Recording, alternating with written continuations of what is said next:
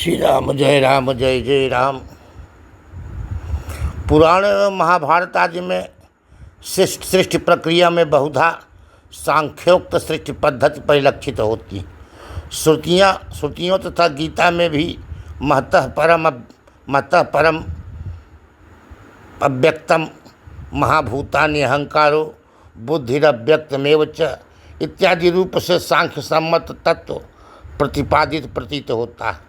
अजामेकम लोहित शुक्ल कृष्ण वर्णाम इत्यादि से भी त्रिगुणात्मिका प्रकृति का वर्णन प्रतीत होता है, परंतु ब्रह्मसूत्र में भगवान व्यास ने उक्त सभी वचनों का अर्थांतर वर्णन कर सांख्य सिद्धांत को अशब्द अश्रौत कहकर उसे अनुमान पर आधारित ही बतलाया। इक्षतेर्ना शब्दम लोहित शुक्ल कृष्ण अजा को तेजो वर्णात्मिका प्रकृति कहा। उससे ही छागी की उपमा देने के लिए अजा कहा। अव्यक्त आदि का भी शरीर विशेष ही अर्थ किया जा गया है। इसी दृष्टि से ईक्षण में महतत्व और व्याचिकीर्षा में अहम तत्व का अंतर्भाव हो जाता है। अहम शब्द का प्रयोग अहंकार्य पंचतन मात्रा या अपंचीकृत पंच महाभूत में किया जाता है।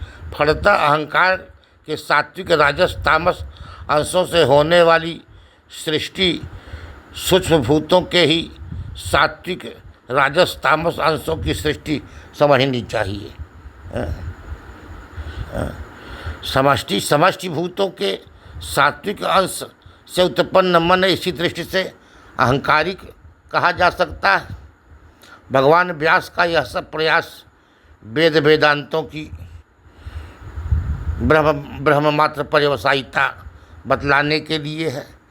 इसीलिए ब्रह्म निरपेक्ष स्वतंत्र प्रकृति पोषक सांख्य मत निराकरण में उन्होंने बल लगाया, परंतु जब वही प्रकृति स्वतंत्र न रहकर ब्रह्म की अनिर्वचनीय शक्ति मात्र रह गई, तब उक्त श्रुति स्मृति पुराणों यथाश्रुत अर्थ मान लेने में कोई भी आपत्ति नहीं।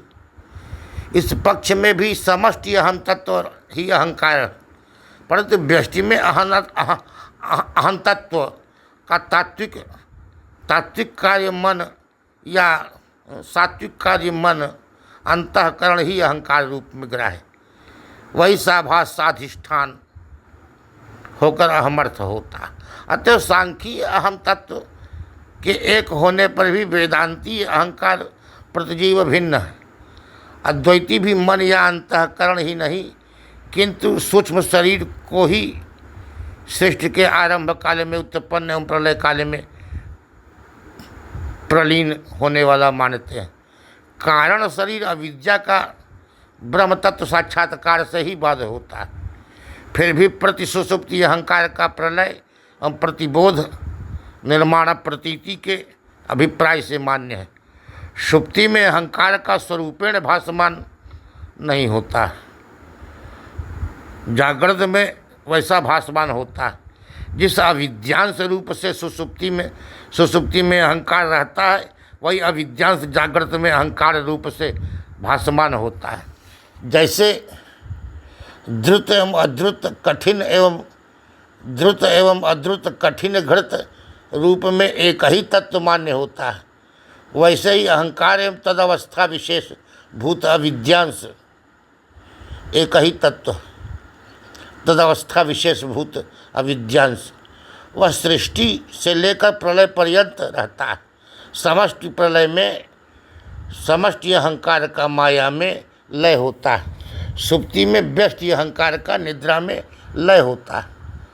अहंकार की बहुधा उपपत्ति जैसे समष्टि में माया विशिष्ट चैतन्य ईक्षण महतत्व और एको हम बहुश्याम में मैं एक हूँ अनेक बनूँ इस तरह अहंकार पूर्वक शिक्षा से आकाशादि का निर्माण करता है, वैसे ही व्यष्टि में जीव भी निद्रा से प्रबुद्ध होकर अहंकार पूर्वक कार्य करता है।